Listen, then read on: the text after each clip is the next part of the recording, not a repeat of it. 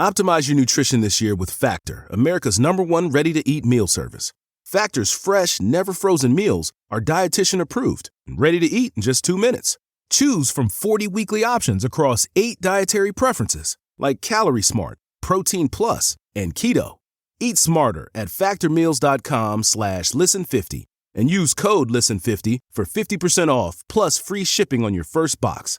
Factormeals.com/listen50. Code LISTEN50. Craving your next action-packed adventure? Audible delivers thrills of every kind on your command, like Project Hail Mary by Andy Weir, where a lone astronaut must save humanity from extinction, narrated with stunning intensity by Ray Porter. From electrifying suspense and daring quest to spine-tingling horror and romance in far-off realms, unleash your adventurous side with gripping titles that'll keep you guessing. Discover exclusive Audible originals, hotly anticipated new releases, and must-listen bestsellers that hook you from the first minute. Because Audible knows there's no greater thrill than the one that speaks to you. Discover what lies beyond the edge of your seat. Start your free 30-day trial at audible.com/WonderyUS. That's audible.com/WonderyUS.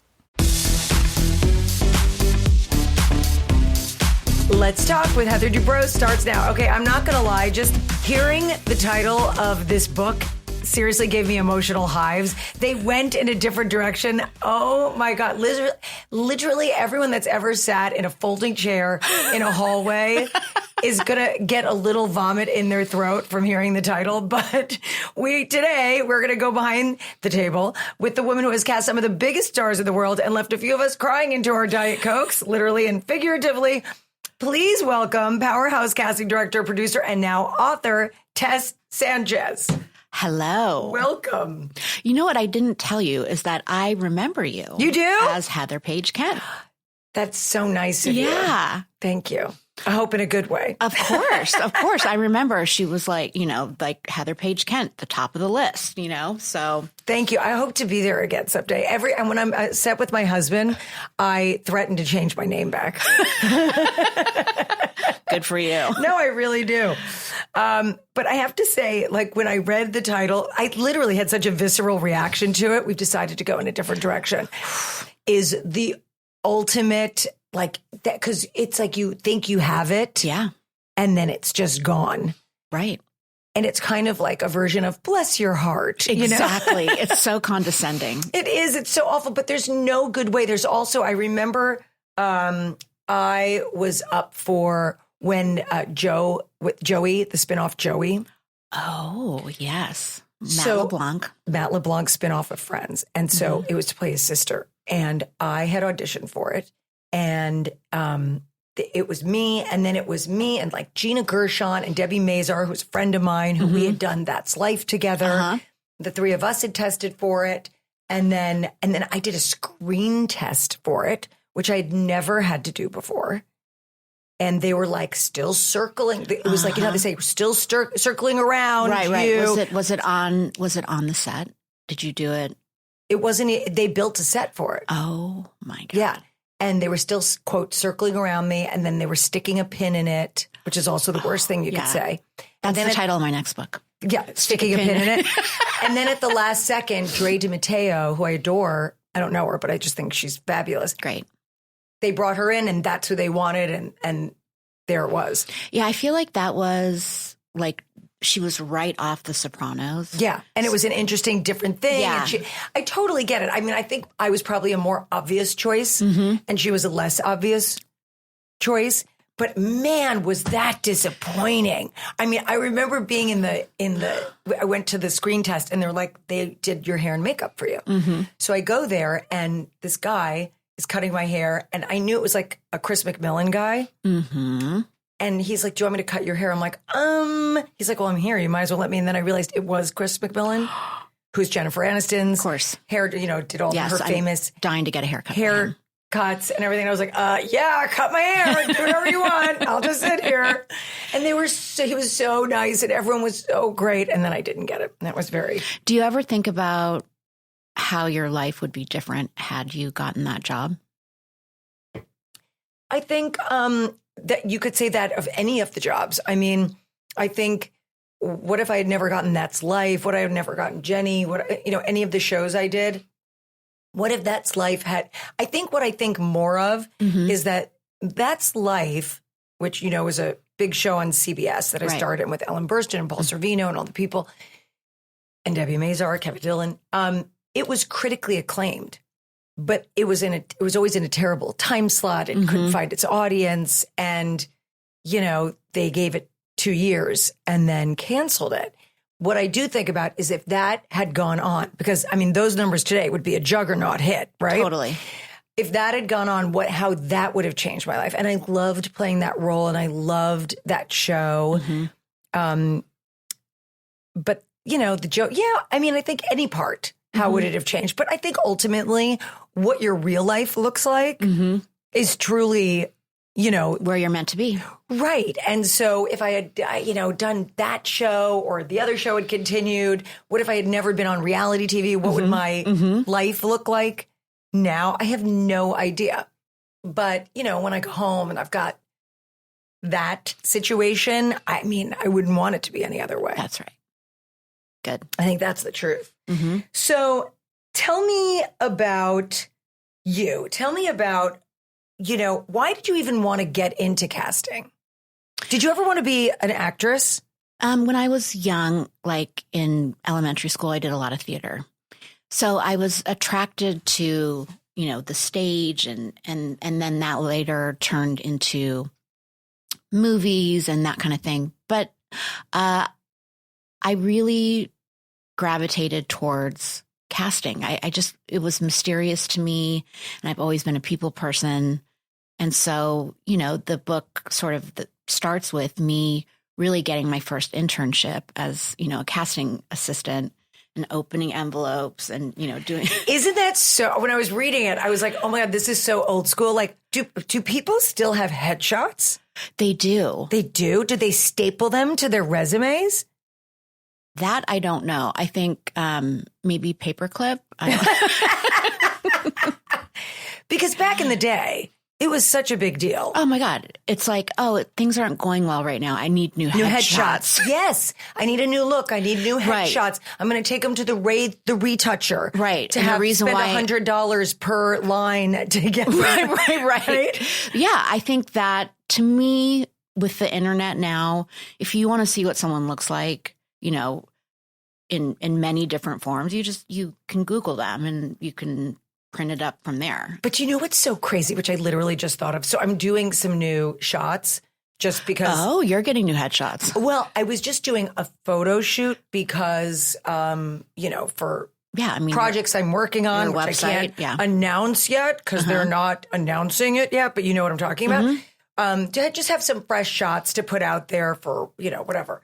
But I said to my photographer friend, Erin, I was like, can you also do a headshot for me? I feel like I need a classic headshot. And I didn't realize it till the second, but do I need that? But I think I do. If you think you need it, then get it done. Yeah, I think I do. It's good to have it in your back pocket. Yeah, and I also feel like when people Google me, they see Heather Dubrow shots. Correct. And I want them to see more of a Heather Paige Kent vibe. Oh, I like it. You know what I mean? I need to more of a neutral. Now, are you thinking like black and white or color? I don't know. Is there a trend? Do you know? I literally was thinking black and white. That's what we used to do. Oh, of course. No one did color. I know, but I think only modeling Z cards were in color. Yes. Right? Is that still a thing, a Z card? I don't think so. No. I don't even know what that meant, Z, but that was what you got. There was usually a dressy shot and a bathing suit shot on a Z card. And a commercial, like jeans on a stool, leaning on your hand. Oh my gosh. Yeah. I don't think those exist anymore. Don't they? Weren't they called like a composite? A composite picture. Yeah. I think you should just do like a traditional. When I think headshot, I think like head and shoulders. Correct. Yeah. A headshot. A headshot. Yes. With that should be color. I don't think you should do black and white. Okay, so we're going to do it. We're going to do a color headshot. The way that they're doing things now, you can literally see what it looks like in black and white. Isn't that crazy? Yeah, and see what it looks like in color and then have both. Yeah. All right. So back to this. So you become a casting assistant. You're opening up envelopes, which is so crazy because just so people understand that are listening, back in the day, well, why don't you explain it, how submissions went? So there's a role. Well, I like to start with the breakdown. Okay. So the breakdown. the casting director will send out a breakdown. Looking for yes. a female ages 18 to 23. Tall. Of Italian descent. Yes. Rollerblading a plus. right. Experience with animals, always good. With comedic timing, blah, blah, blah. And it will also tell a little bit about the project and then a little bit about the role. And they'll have the character's name. Roseanne, let's say. Yeah. And then the agents will then take that sort of order and say who on my list fits that description. Then they go and they pull the headshots. Then they stuff them in a manila envelope. Then they mail them to the casting office. Think about how long this takes. Yes. I mean, days. But they would try to use a messenger and or fax it. Yes. Sometimes it was faxed.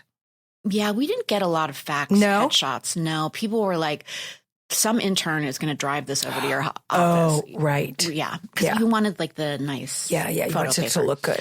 And so then so my first job was opening hundreds of envelopes and then putting the character name on a sticky and then putting every headshot that came for that character on a bookshelf and then down, so we had the entire cast and all the submissions. And I would have paper cuts all over my hands. Of course you did, because you were opening manila envelopes all day long. Mm-hmm. And then as an actor, you would go into the casting office and they would have headshots of who was already cast up on the wall. And you'd be like, oh, crap. I'm her same type. There's no way they're hiring me for the role I'm coming in for. Great. Or I don't look like her daughter. Right. Yes, exactly. We could be related. Yeah. There's a million rationales. I could dye my hair. People are always like. Oh, listen, I remember being at a network test for, what was it called? It was a British comedy that they brought over here. Lindsay Price was in it. And someone else. Can't remember. But anyway, I remember walking into the test and they were really having a hard time casting this. And so they called me to come into this thing. And I walked in, it was at NBC, I think. And I walked into the test and I looked at the other two girls because they wanted me to read with them. And I walked in and I went, well, I could dye my hair because they were both brunettes. And I was like, okay, they're never hiring a third brunette. And they didn't. They hired a blonde. They just, it's too much. Who got that part? I don't remember. Okay. But I remember it was someone I didn't know. And then when your agent called, did they say, they've decided to go in a different direction? Of course. But I do remember there were some girls that they would call pilot killers. That they stopped, you would do too many pilots and they would stop hiring you. Too many pilots that didn't get picked up. Exactly. To series. Yeah. Did you have a list like that? No, it's not something we would write down, but I meant a mental. Ooh, can't bring her in. Yeah. Oh, it's so sad. So unfair. I hate it. Let's Talk is brought to you by Thrive Cosmetics. They make certified 100% vegan and cruelty-free products you can depend on. I love Thrive Cosmetics. I've been using their products for years, especially their setting spray. It's you can use it also as a refreshing spray for halfway during the day. If you just want to refresh your makeup, smells great and it works so beautifully. All of Thrive Cosmetics are made with clean, skin-loving ingredients, high performance, and trademarked formulas, and uncompromising standards. And the best part for me is that every product purchased, they will donate funds and products to causes, including LGBTQ+, domestic abuse, and under-resourced youth. Look, I like all their products, but their liquid lash extension mascara is ridiculous. There's over 40,000 5-star reviews, 5 shades that last all day without clumping, no smudging, no flaking. I mean, it really looks like you have lash extensions on. Plus, the removal, beyond easy. Slides right off with warm water and a washcloth, no soap required. Their flake-free tubing formula dramatically lengthens and defines your lashes from root to tip. So try your new trusty favorites with an exclusive set for my listeners. New customers can get the Liquid Lash Extensions Mascara and a mini-sized Brilliant Eye Brightener at a special set price with free shipping available at thrivecosmetics.com/Dubrow. Or save more with 20% off your first order at thrivecosmetics.com/Dubrow. That's Thrive Cosmetics, CAUSMETICS.com/Dubrow for 20% off your first order. At Arizona State University, we're bringing world-class education from our globally acclaimed faculty to you. Ranked #1 in innovation for 10 consecutive years and #2 among public universities for employability. ASU isn't just ahead of the curve, it's creating new paths to success. Earn your degree from the nation's most innovative university. Online, that's a degree better. Explore more than 300 undergraduate, graduate, and certificate programs at asuonline.asu.edu. Mochi Health is here to help you start your weight loss journey with caring, personalized support. Meet one-on-one with board-certified obesity doctors and registered dietitians who truly listen and understand your unique needs. Eligible patients can access affordable GLP-1 medications delivered right to their door each month. No insurance? No problem. Mochi Health accepts FSA and HSA, making care accessible and affordable. And with 24/7 customer service, you'll never feel alone on your path to better health. Get started with Mochi Health today. Take the free quiz at joinmochi.com and use code AUDIO40 at checkout for $40 off your first month of membership. That's joinmochi.com with promo code AUDIO40. If you're looking to streamline your audio advertising buys and maximize your revenue, look no further than Triton Digital's programmatic audio advertising exchange, A2X. The private exchange consists of only licensed broadcasters and top-tier internet radio publishers, assuring the quality inventory and brand safety you can trust. Visit www.tritondigital.com to learn more. Okay, so you're working as a casting assistant. You know what's so weird? Do you know Alex Rosenberg? No. She's a casting director. Not Okay. anymore, but anyway, she's an old friend of mine. I just ran into her at Craig's the other night. But it's funny that you're here today. Her aunt was Vicky Rosenberg. Oh, yeah. Remember Vicky? I know Vicky. Yeah. And Vicky's husband, Milt Sushin, was my first manager. Oh, wow. Because of Alex, because Alex and I knew each other since we went to Carnegie Mellon together in high school. Oh, really? Mm-hmm.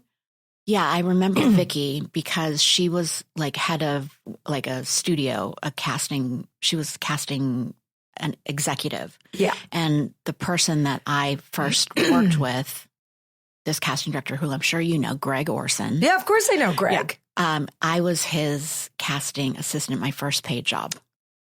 I love Greg. I Is know. he still casting? Oh, yeah. Really? Mm-hmm. See, I need to do like a Remember Who I Am tour. I feel like I need to do that. I don't disagree. Right? Yeah. And you need to go back using Heather Paige Kent. Do you think so? Mm-hmm. See, that's an interesting question because I have mixed feelings about it. I've created such a brand around my name Mm-hmm. that I think it holds something. And I do think the cross promotion of being on my reality show, Uh-huh. I'm being on Housewives, there's something to be said for that. And I don't know why no one's tapped into that. But I think it's a good thing because I know when I do guest star roles Mm-hmm. on shows that becomes, Yeah. you know, that's A like, thing. that becomes a thing. Yeah. I understand that, but I think that you have such a rich history in acting and doing. Take it back.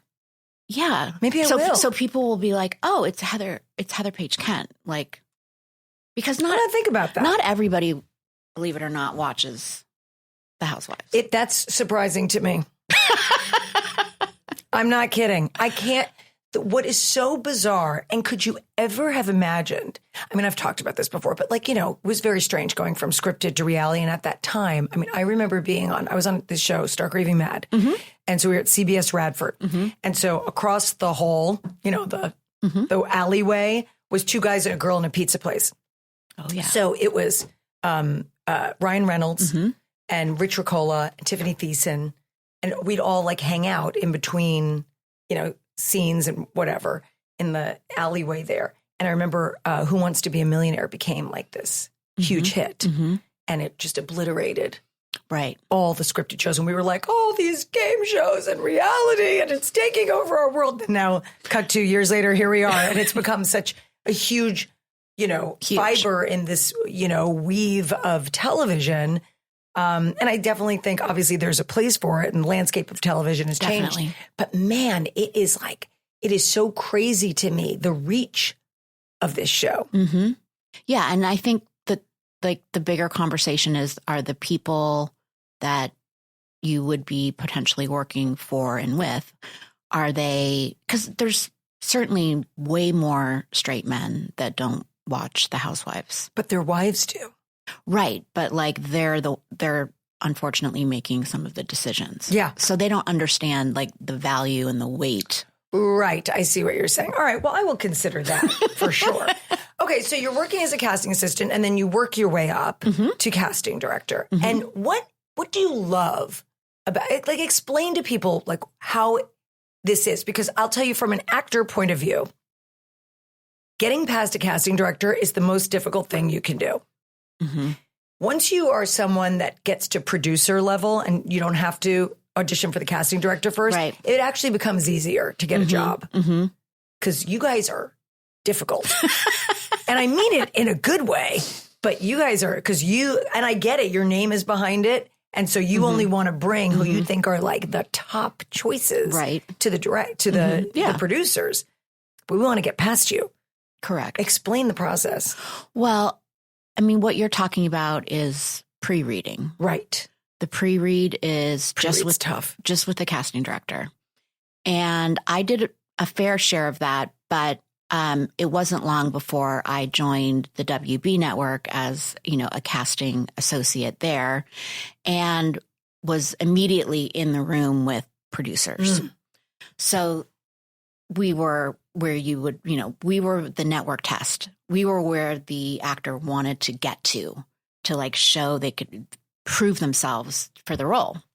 So that was the majority of my career, was, on the executive side. And I started at the WB and, just fell in love with, after working for Greg Orson and, getting my casting assistant, title and then associate. And then I went independent again. And then I joined, the executive world again. So, what's so funny to me is that being a casting director, you have such a high BS meter. I mean, you can I'm sure you can read someone the moment they walk into a room. Well, it's like anything. If you do it for 10,000 hours, you become an expert, and I definitely have more than that. And so but I've always been a people person. I love meeting new people, and I'm as enthusiastic as they come. So probably maybe more so than your average casting director. But I really root for people, and I want them to get the job, and I want them to be great. Yeah, it's so tough. I mean, being on the other side of it is just but I've been in the casting position, having been a producer on some of the shows I did and being in the room. Man, that's tough. It's a tough job, because that's the truth. The actors come in worried because they want to get the job. But the truth is, we want you to solve a problem. Correct. Right? Yes, of course. It's please be good so we can wrap this up. Right. So we can move on to the next thing. But, we always talk about reality TV as, the audiences are so savvy now. Because they really have a high BS meter. They can tell, and its authenticity is absolutely right. What sells. When someone's acting, you can see it. So is the same true when people walk in? How do you want people to walk in? Do you want people to walk in already as the character? Do you want people to walk in as themselves? As themselves. Yes. Definitely. Yeah. Just to get a sense of, because the truth is, this is the person that you're going to be dealing with. They're going to be on set.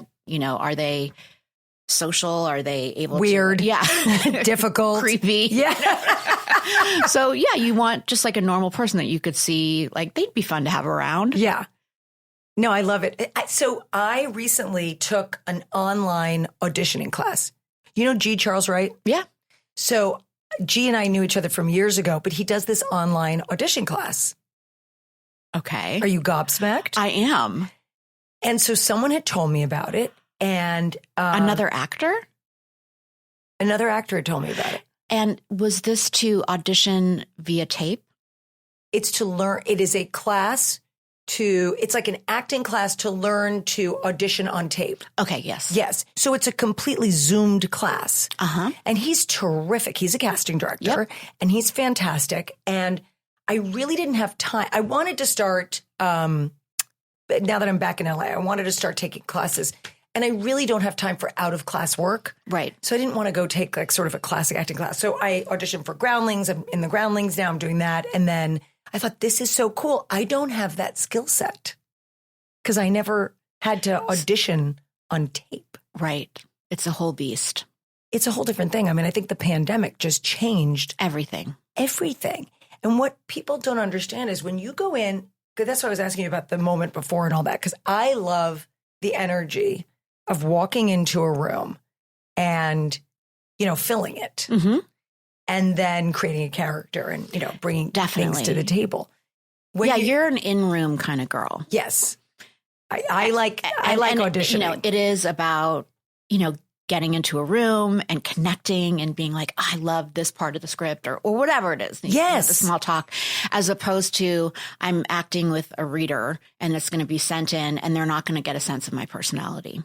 Or you overthink it so much. You want to do it 100 times. I don't like watching myself. Right. So, that whole thing is but the class was great. Like I really enjoyed doing that. Tell me a little bit about that class. Yeah. I'm so interested. Because during the pandemic, I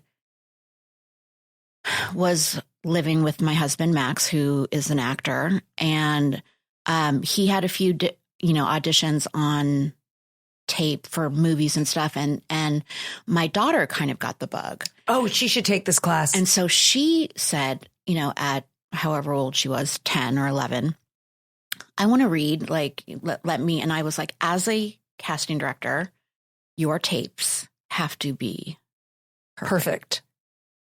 And how do I, as a casting director and as a mom, like infuse this tape with a good sense of her personality?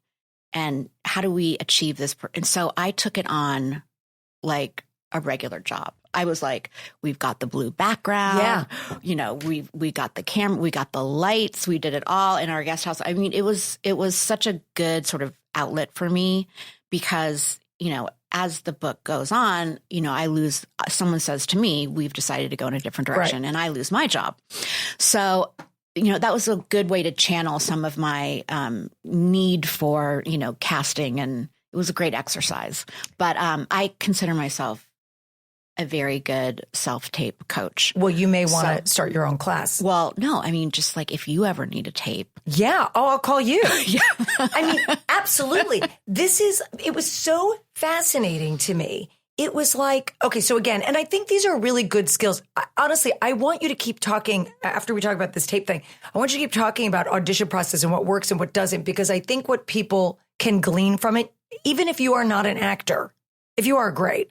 But even if you're not, how you show up into a room. Correct. Is so important from the moment you walk in to what you are wearing, to how you hold yourself, to how all of those things make such a difference. How you show up in life. What I say to people is whether it's a regular job interview, that your posture walks in that room before you do. 100%. And if you're not, eyes up, eye contact, shoulders back, confident. Yeah. Walking in like you own your own space, then it's like, don't bother. Right. And I still have that. I have that conversation with my daughter all the time, because even if you don't, you got to fake it when you walk in that room and connect with somebody. That's it. And then let everything else fall where it's supposed to. But that is the most important thing, is how you walk into a room. Yeah, because that first impression is no joke. You can't redo it. No, you absolutely cannot. Even if your audition is great, there's something about, it's like, it's like meeting anyone. It's a blind date. It's, anything Definitely. You walk into, your energy, your eye contact, your physicality, all of it reads. There have been times in my life, many times in my life, where I haven't felt internally confident for what I was going for. Who does? I mean, and especially a lot of us actors, performers have imposter syndrome. Right. And so you're like, oh shit, they're going to figure out that I'm not talented. I don't know what I'm doing. Right. What am I doing here? And then you sit in the waiting room and there's, one other person, 12 other people that look exactly like you or whatever, or you hear so-and-so is up for the role and you're like, oh, well, of course they're going to get, it mind fucks you. Yeah. So you have to walk in that room. I would train myself to walk into a room and forget about the content of like what we're going to talk about, but like, let me give you like a slice of like how I feel like I can do this. Yes. Let me show you. It's like, I always say, it's like 5 minutes of Heather. I'm going to come in. I'm going to give you 5 minutes of Heather. I'm going to tell you some inane story just so you can watch me and, take me in. And then it's like, okay, great. Yes, let's go. I love that. Let's do it. Let's talk about bread. I know you reach a certain age and bread becomes the enemy. Nothing but empty carbs, right? Well, with Hero Bread, you can focus on your health goals and still indulge in the soft, fluffy experience you love, guilt-free. Oh my gosh, you guys, I dream about bread. I really, really do. And when I thought I could never have bread again, it was very depressing. But Hero Bread is delicious. I mean, if you like Hawaiian rolls in particular, I am telling you, these are incredible. Everything you love. And they're baked goods. They're so flavorful. They're so delicious. But here's the great part. They have ultra low net carbs, 0 grams of sugar, and they're high in fiber. They're fluffy. They're tasty. They're so good for all your favorite snacks. And the texture, amazing. Hero's Classic Plain Bagel has 4 grams of net carbs, 0 grams of sugar, and 19 grams of protein. Do you love a breakfast sandwich, a buttery dinner roll, a sizzling enchilada? Hero has you covered. So whether you're trying to get more fiber in your diet, cutting down on the sugar, or adding more protein, hello, we're all trying to add more protein, Hero Bread is here to save the day. Plus, Hero offers monthly small batch drops of indulgent favorites like the popular 2-gram net carb Hero croissant and new surprises coming each month this year. Right now, Hero Bread is offering 10% off your order. Go to hero.co and use code Heather at checkout. That's Heather at hero.co. I think one of the hard things, and we'll go back to the tape, but I think one of the hard things for me when I was younger was you want to work so badly. You audition for absolutely everything because you have to. You can't turn down any audition, but even if it's really not right for you. Yeah. And I don't think it ever hurt me, but I hated doing roles that I knew inherently were just, they weren't comfortable for me or they weren't right for me. But, I think a good casting director is able to see things in you that maybe you don't see in yourself. Yeah, that's maybe a good point. I will say I auditioned for Julie Bowen's part. I tested for her part on ER. Okay. Do you remember she was on ER? It was like a multiple arc. Yeah. And it was me and Julie and another girl. And so we're sitting there and it's a big deal. I mean, Michael Crichton wrote it. He was in the room. Okay. Okay, that's why I remember. Okay. Michael Crichton's in there. When I tell you, like, if anyone pictures what an audition is like, it's really not what you think, except this was. Like the biggest boardroom table with like so many people there and network executives and Michael Crichton and all these people. It's ER, okay? And Peter Roth, right? Yes, it must have been. And so I leave there, and of course, you're waiting for the call and whatever. And they said, oh my God, they loved you. They think you should have your own sitcom. It was ER I was auditioning for. Look, jobs beget jobs. Yeah, no, totally. And you're like, great, what do you have? Yeah, let's do it. Let's do it. It was so funny. Okay, anyway, back to the taping thing. Yes. So being put on tape, and I think these are good lessons for people that do Zoom calls, which obviously so many things are Zoom now. I have learned since the pandemic, during the pandemic, because I was pitching a lot of shows during the pandemic, how to have my energy come across the Zoom. That takes practice. Right. But it's a good practice. And I think that's everyone needs to learn. So what is your top tip for that? I mean, like 10,000 hours, I think practice, the more Zooms you do, the more comfortable you are. And I would say that instead of staring into the camera or staring at yourself, that it's really important to pin the person that's speaking and just look directly at them on the screen as if you are speaking to them, because it focuses you. I agree. Because I think you know how people are on, selfies or FaceTimes and they're just staring at themselves and how they look. Which, I mean, I've done it before too. I'm not going to lie. Because you're like, oh, I look good in this light. Okay. No, you have to really look at the other person or else you are disengaged and you don't even realize it. You cannot be, you cannot lose focus. Right. So that's a tip I would give. I was pitching a unscripted show and we had so much to get through that I was getting distracted by the faces looking at me. Yeah. So I just taped the paper over the computer and just let them and just did what I had to do. In that case, like it was too distracting for me to look at one person. Oh, that's interesting. Yeah, because I didn't cover up the camera, but I just covered up the faces that were like, oh, yeah, that look bored. Another thing that I do is I take Post-it notes and I write. So if I'm pitching a show, I write notes. And I've told, like, my son, he just got this really great internship this summer, but he was doing his third interview or something. And he goes, oh, I got to remember to say this and this and this. And he was kind of working it out. And I said, this is what I do. I said, take Post-it notes and put them all around your computer with buzzwords. That's right. Of things you want to remember. Because if you write a whole thing out, you can't read that. But just little buzzwords, just so because sometimes when you're nervous or you're focused or you've done the pitch a million times or you've interviewed a million times, I don't know about you, but sometimes I'll think like, did I already tell that story? Like, did I already say that one thing I really wanted to say?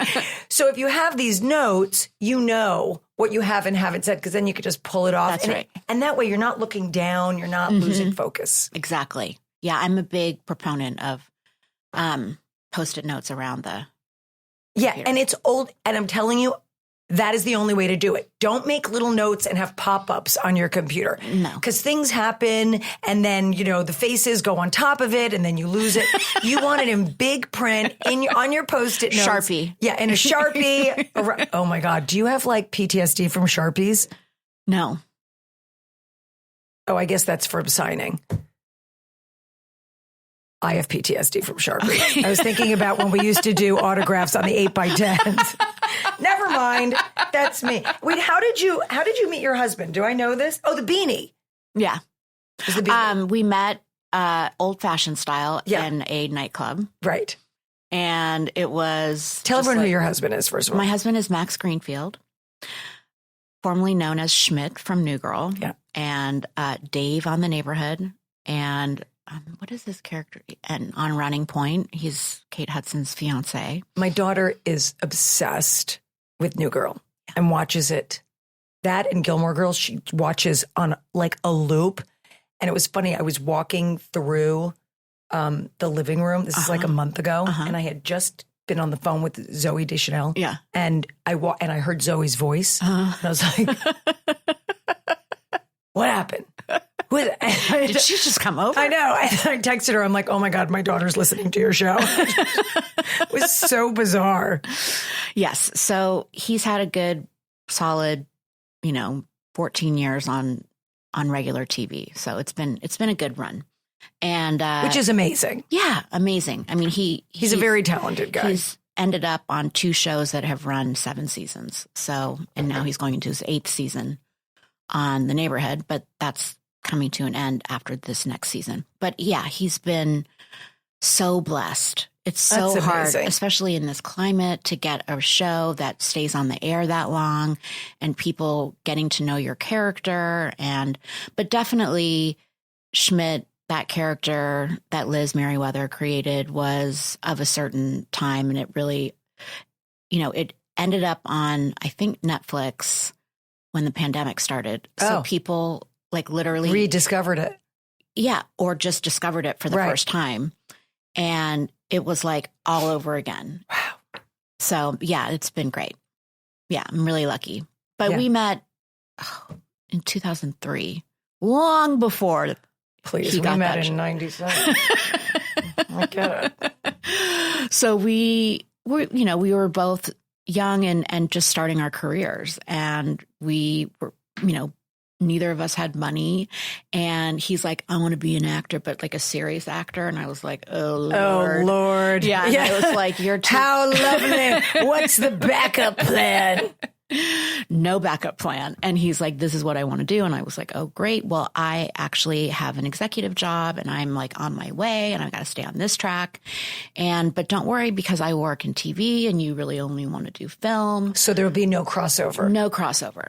And cut to. For years, there was no crossover. And it wasn't until he started to discover like his comedy sort of like, oh, maybe this is where I belong in the world of comedy. Well, it used to be very different. You were either a film actor or a television actor. Exactly. And honestly, because I was a TV actor, TV actors were looked down upon. There was no switching. There was no switching. Yeah. I mean, it is so different now as you see Nicole Kidman on a million different shows. Oh, yeah. You could do TV, you could do film. By the way, you could do reality and do all that. It's crazy. It is. It's completely like the streaming generation, like just changed everything. Yeah. Yeah. Eventually he was like, let me audition for like a single camera comedy. And again, Was it something you were casting though? No. I mean, he's, had agents and was like doing, just really trying to get a job. Yeah. A job that would last. And so he just was doing guest spots here and there. And then, I was doing, Melrose Place, the reboot, and he, the reboot. Yeah. Remember there was like Melrose Place 2.0. It was like, what was that? That was in 2007. Okay. And he came in to read and I was in the room. How awkward is that to have your husband walk in and read? Well, you knew he was coming in.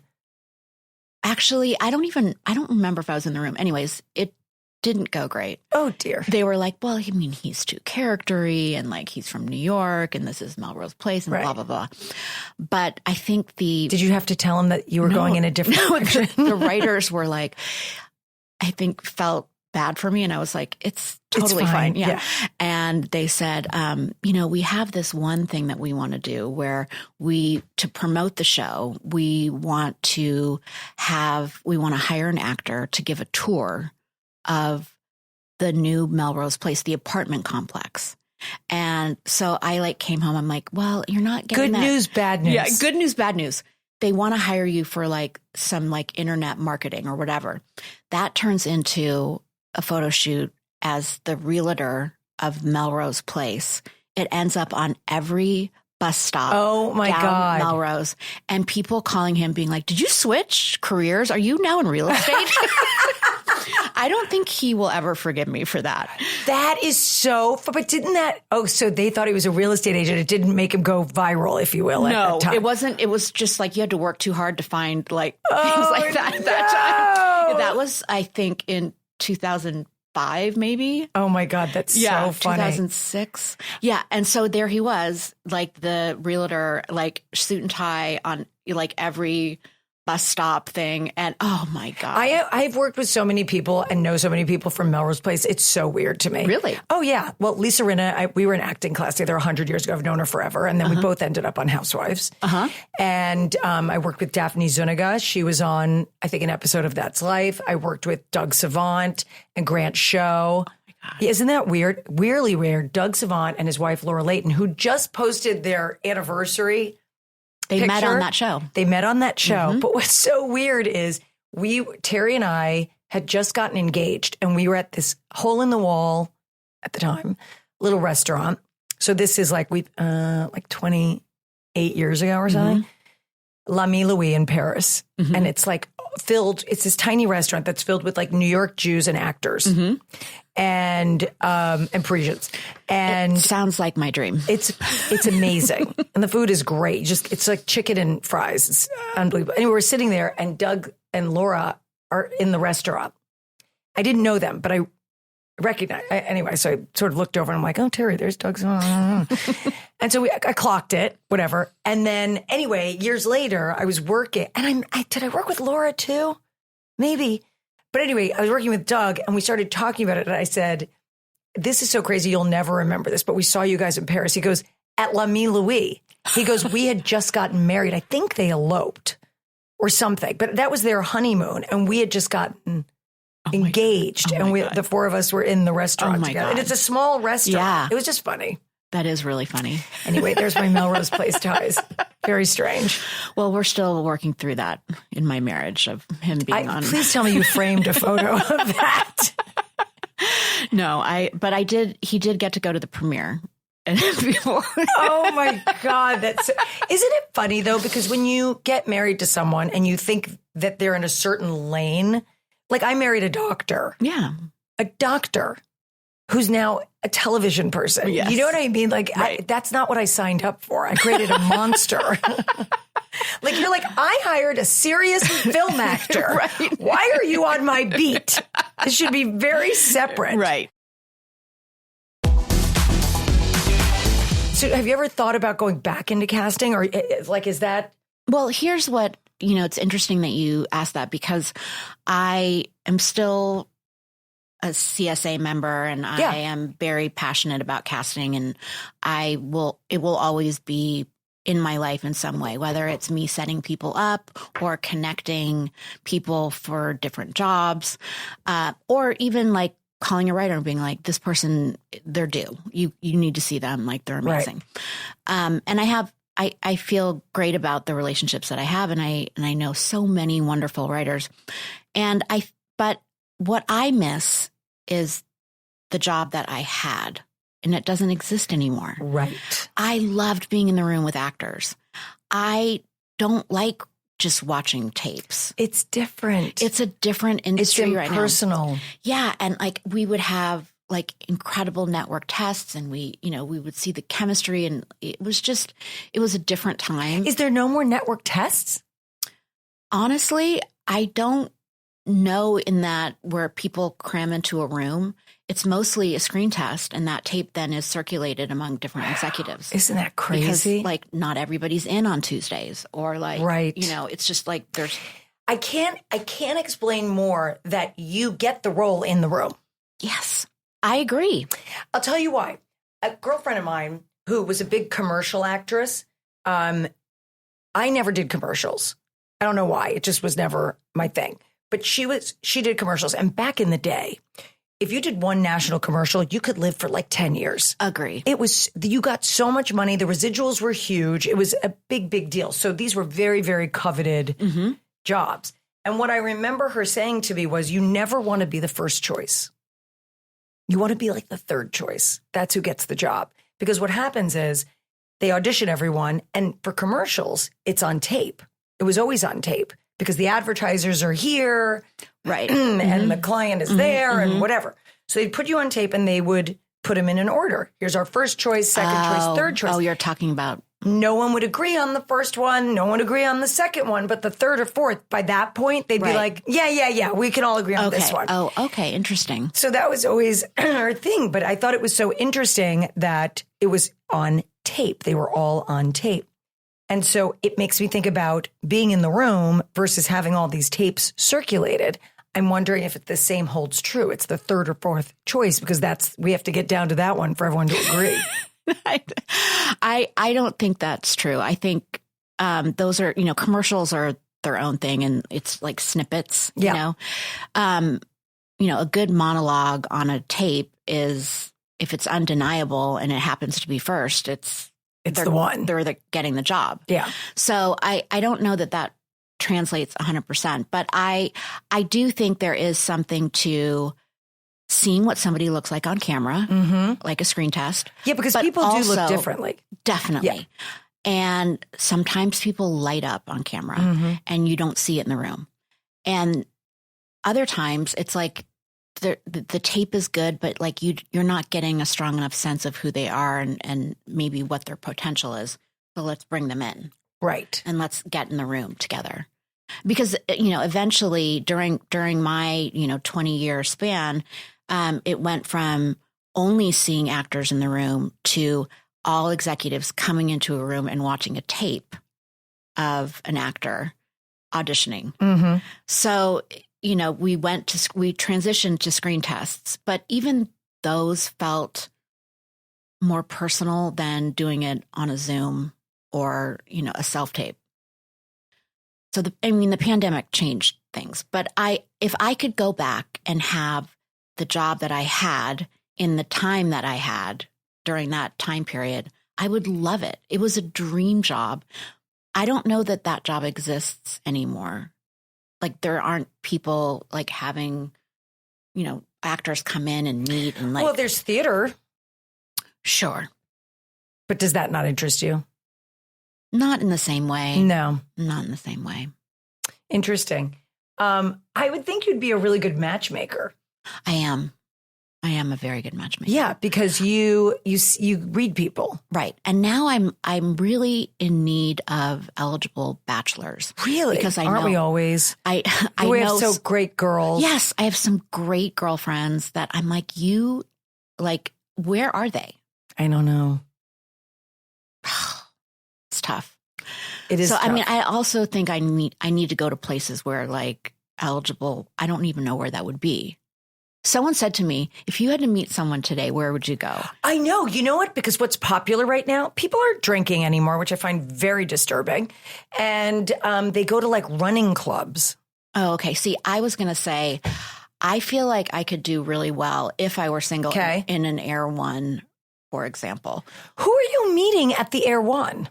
Another like hot executive who's like running in for a healthy lunch. His assistant is getting his healthy lunch, or he's not successful enough for you. If he's in there grabbing his lunch, I'm concerned. I guess it's more about like that he's connected to Air One. I suppose. No, you want to look for the assistant and go, who's your boss? Where are you going? Yes. What's going on there?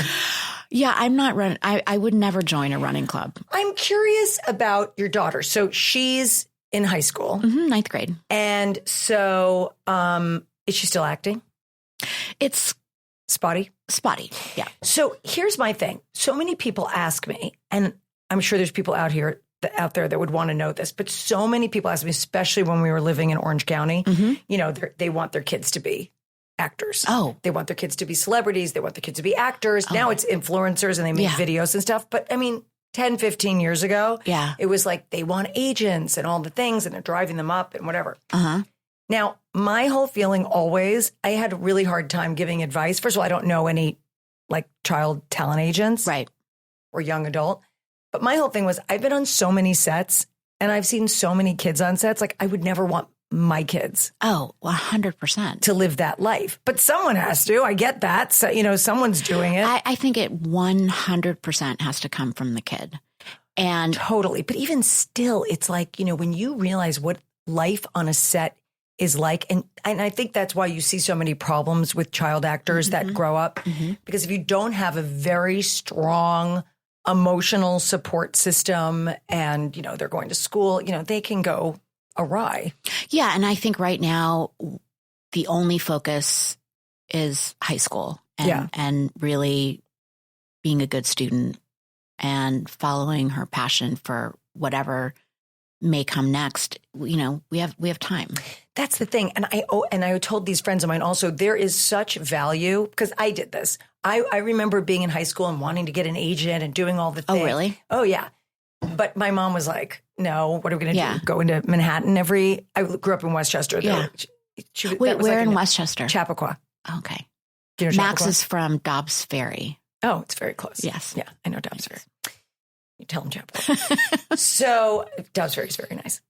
So she was like, no, but I will tell you that there was value in being the lead in your school play. Mm-hmm. Lots of value. There's a value in honing those skills and having those community experiences within your little acting community, doing regional theaters, all that kind of stuff. There's so much value in that stuff and just the high school experience and the college experience, in my opinion, not that everyone has to go to college, but I think there was a lot of value in all of that. Definitely. That people should realize. There's no substitute for real life experience. Yeah. And that doesn't happen on a set because that's not real life. Real life happens when you're going to school and you're, have friends and you're playing sports and you're involved in student government and you become a interesting person. Yeah, it's true. You know, I went to Syracuse for musical theater, and it was like vocational school. It's like 3 hours of acting, an hour and a half of dance, music theory, voice, and it was great. I loved it. But in retrospect, I wish I had gone somewhere more liberal arts so that I could have had different experiences. I'm not sure you could have talked me into that at the time. Right. But interestingly, my daughter, Kat, who's going to college next year, she had a choice between, she's a filmmaker and she's really good and she's very focused. She's won awards, like all the things. That's amazing. And I love how passionate she is about it. But she had an opportunity to go to a film school that was more vocational, like very focused on filmmaking, tactile film, filmmaking, or go to a more of a liberal arts college where she still gets film exposure and experience, but it's a little broader of an education. And she chose that. So I'm so happy she chose the broader education. Can you tell me where? Yeah, she's going to Yale. Yeah. I mean, how do you not go to Yale? Yeah, if you have an opportunity to go to Yale, you're going to Yale. You go to Yale. But it was her decision to make. I'm not that parent. Of course, my mother was like, she's going to Yale. I'm like, it's not my decision. It's hers. It? Yeah, I'm not like that. All right, I've probably told this story before, but when I got my twins into kindergarten, they didn't get in where I wanted them to go. And the other mothers were so horrible and it was so competitive. It was the worst thing ever. And I thought, I am never going to suffer like this again. I cried. It was terrible. Right. The private school system for kindergarten. Okay. And I thought, I'm never doing this again. So when the kids got to high school age, my first two, I said, listen, I'm going to get you a private guidance counselor. You have resources, or you can use your guidance counselor at school.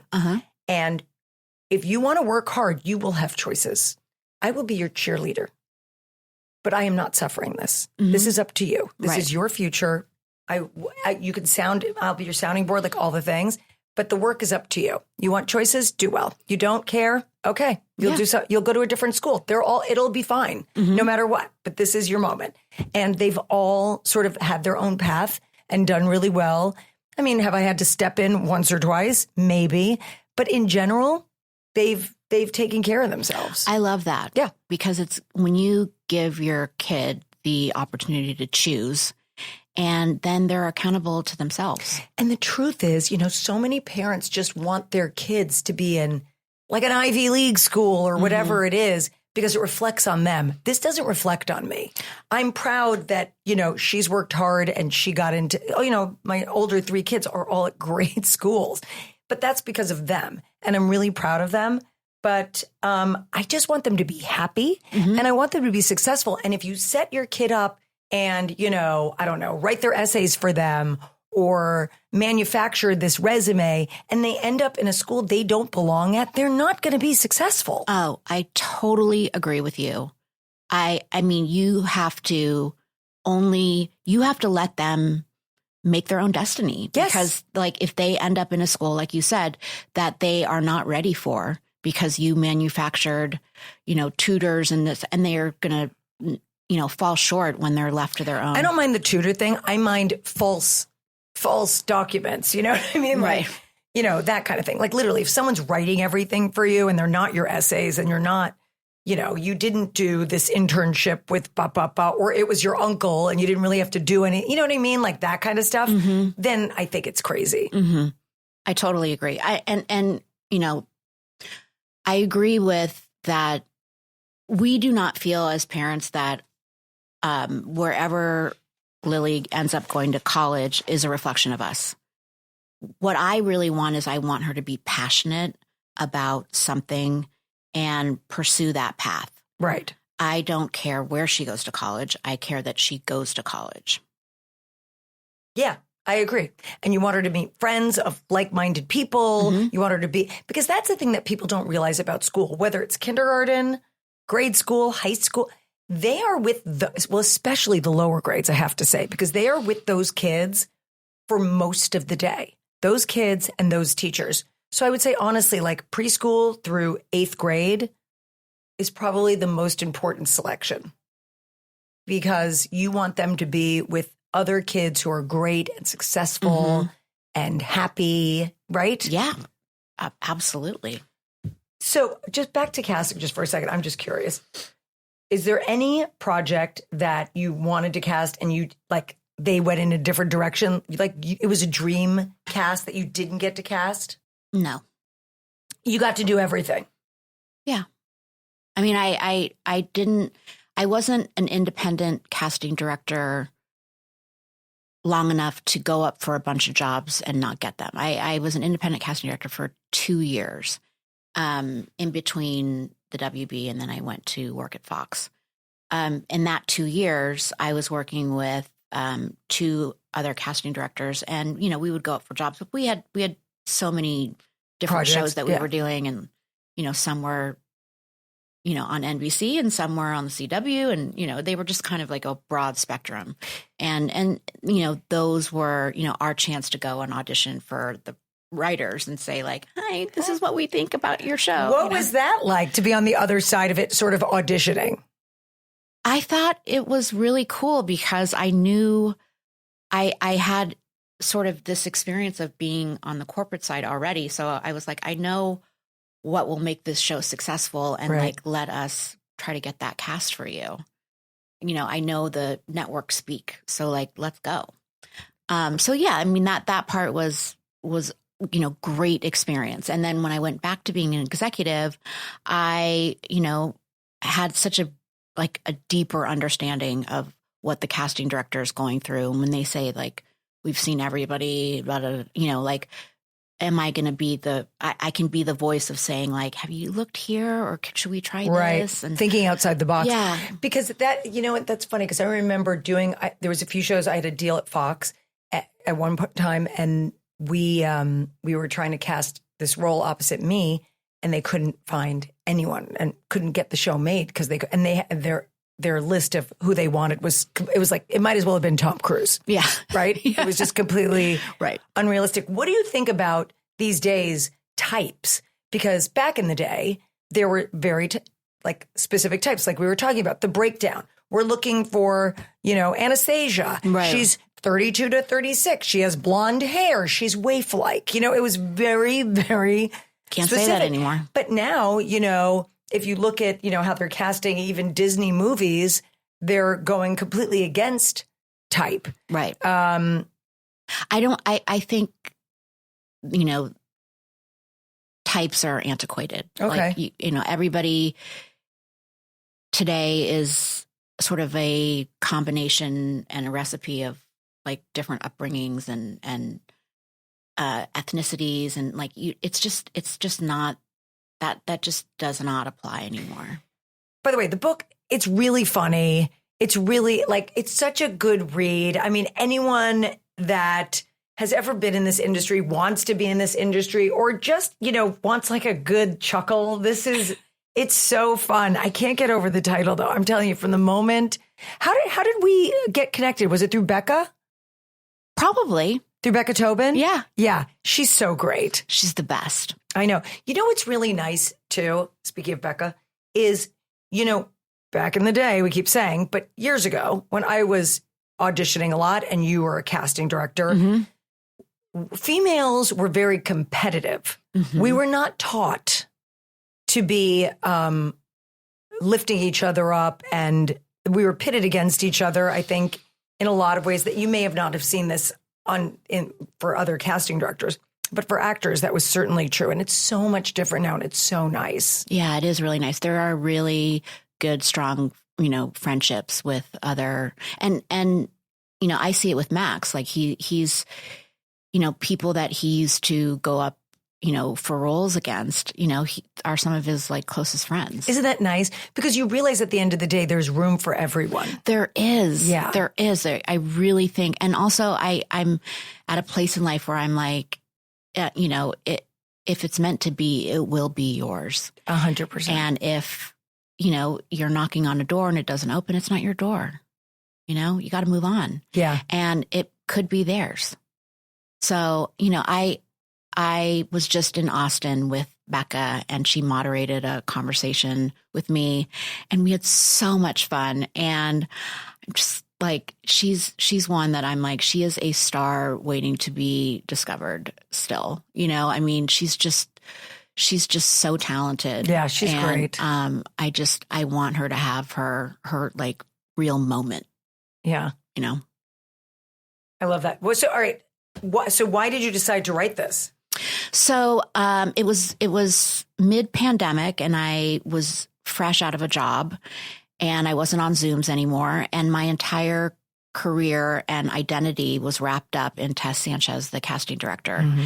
And I didn't know who I was without that title. I was executive vice president of casting. And when that title went away, I had a identity crisis. I was like, who am I without this job? Yeah.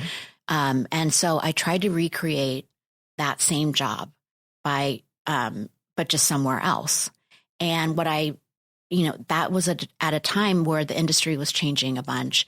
And I started to realize that was a unique moment in time. And that job doesn't exist in the same capacity that it did then. And so I was like, well, what's next then? And the two questions I would get a lot were, how did you start in casting? And what is it like to be married to Max? And so I was like, well, let me sort of work out some of these things, work out the trauma of not having a job. Right. And being such so laser focused career woman, that was my passion. Before I met Max, before I had kids, I was like, I am married to this job. Right. This is the love of my life, this industry, and like being a part of these things. And when that went away, I was like, I have a lot to process, and I need to know who I am outside of this identity as a boss. I was a boss. And so I reintroduced myself to my children and said, hi, I'm Mom. Hi, I'm Mom. And I am going to... You may remember me. I'm going to boss you the way I would boss my employees. And it softened me a lot.